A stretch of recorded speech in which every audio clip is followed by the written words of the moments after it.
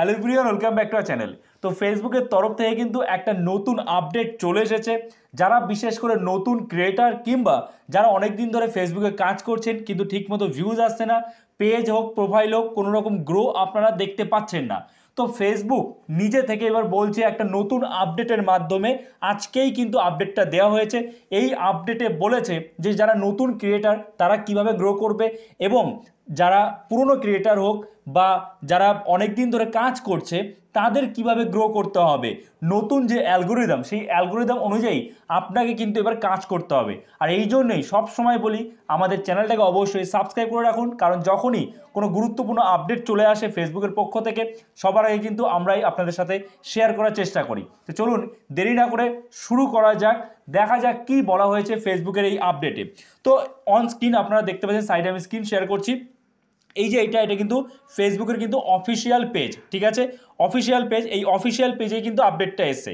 দেখুন এখানে রয়েছে এই যে আপডেটটা, এই আপডেটটা ফেসবুক ফর ক্রিয়েটার্স, এই যে এই আপডেটটা কি বলা হয়েছে আমরা এর উপরে ক্লিক করব, ক্লিক করে ডিটেলসে জেনে নেব এখানে কি কি বলা হয়েছে। দেখুন মনিটাইজ করার জন্য যা যা প্রয়োজন এগুলো তো মোটামুটি আমরা জানি। এখন আপাতত সবই কি ইনভাইটেড অনলি হয়ে গেছে কন্টেন্ট মনিটাইজেশন, কিন্তু আপনি কিভাবে মনিটাইজ করতে পারবেন তাড়াতাড়ি, কিভাবে আপনি আপনার পেজ বা প্রোফাইলকে গ্রো করবেন সেটা কিন্তু এখানে বলা হয়েছে।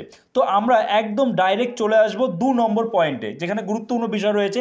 বাকি বিষয়গুলো আমরা জানি, 2 নম্বর যে পয়েন্টটা সেটা কিন্তু একটা নতুন বিষয় বলতে গেলে, কারণ এর আগে কিন্তু ফেসবুক কখনোই তাদের আপডেটের মাধ্যমে এগুলো বলেনি যে কিভাবে গ্রো করবেন। এই একটা নতুন আপডেট, ভালো করে দেখবেন।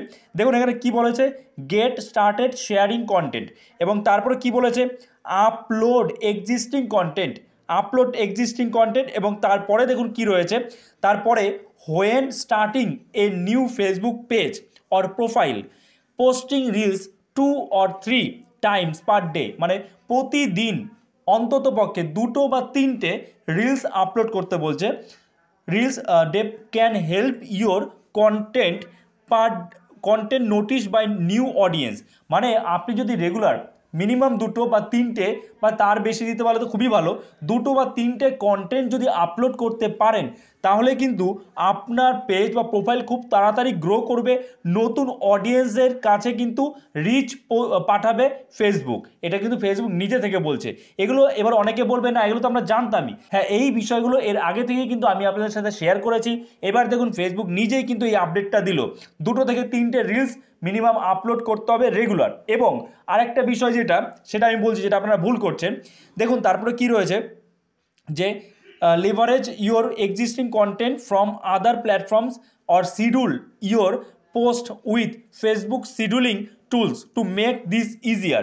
Be sure to remove any watermarks to optimize your content performance. মানে এখানে যেটা বলছে ফেসবুক, যে প্রথমত আপনি যে রিলসগুলো আপলোড করবেন সেটা একটা শিডিউলিং করে আপলোড করুন।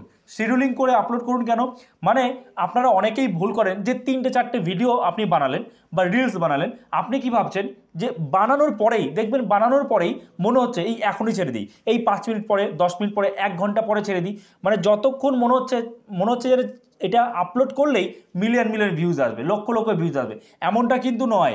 ফেসবুকের অ্যালগোরিদম কিন্তু আপনাকে যখন বুঝবে, আপনার পেজ বা প্রোফাইলে যে রিলস আপলোড করছেন, ভিডিও আপলোড করছেন, সেইটা যখন বুঝবে তখন কিন্তু আপনার যে ভিডিও বা রিলসগুলো সঠিক মানুষের কাছে রিচ দেবে।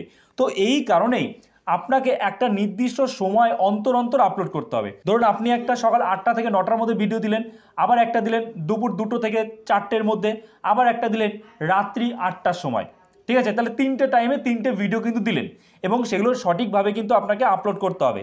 কিভাবে সঠিক নিয়মে ভিডিও আপলোড করতে হবে, রিল আপলোড করতে হয়, যদি জানতে চান তাহলে এই যে আই বাটনের লিঙ্ক আসছে এখান থেকে দেখে নেবেন, ঠিক আছে।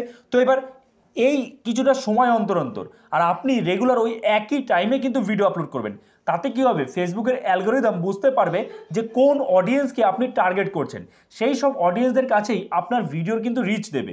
আপনি যদি উল্টো পাল্টা করে ভিডিও আপলোড করেন তাহলে কিন্তু সেই কন্টেন্টের রিচ যাবে না। বোঝা গেল? আই হোপ আপনারা বুঝতে পেরেছেন। এবং আরেকটা বিষয় যেটা, যে আপনার ভিডিওতে যাতে কোনো রকম ওয়াটারমার্ক না থাকে, ভিডিও এডিটিং করতে গেলে যে ওয়াটারমার্ক আসে সেগুলো চেষ্টা করুন সেগুলো যেন না থাকে। যেমন ধরুন ভিএন অ্যাপের মাধ্যমে কিন্তু খুব ভালো ভিডিও এডিটিং হয়, এবং এটা কিন্তু প্লে স্টোরে একদম ফ্রিতে আপনি পাবেন, আর ওইখানে কোনো রকম ওয়াটারমার্ক থাকে না। তাহলে আপনি এটা ইউজ করতে পারেন। প্রথমত এটা অনেকে কী করে, ইনস্টাগ্রামে রিলস নিয়ে আপলোড করে দেয়, কিংবা কোনো অন্য কারোর ভিডিও অন্য কোনো অ্যাপ থেকে নিয়ে সেটা আবার ফেসবুকে আপলোড করে দেয়। তো সেখানে যদি ওয়াটারমার্ক থাকে তাহলে কিন্তু আপনার মনিটাইজেশনের প্রবলেম হতে পারে প্রথমত। দ্বিতীয়ত এখানে ওরা যেটা বলছে, দেখুন একদম পরিষ্কার বলছে যে be sure to remove any watermark to optimize your content performance.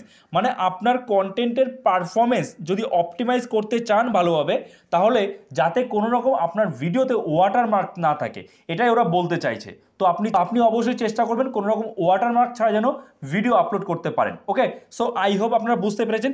এইটুকুই ছিল ইম্পর্টেন্ট। এই বিষয়গুলো এর আগেও আমি আপনাদের বলেছি অনেকবার, এবার কিন্তু ফেসবুক নিজে থেকে বলে দিল। তো কাজেই এবার অন্তত কাজ শুরু করুন ফেসবুকের কথা মতো। ওকে, তো আশা করছি এই ভিডিওটা আপনার জন্য যথেষ্ট হেল্পফুল হয়েছে। তো অবশ্যই একটা লাইক করে দেবেন।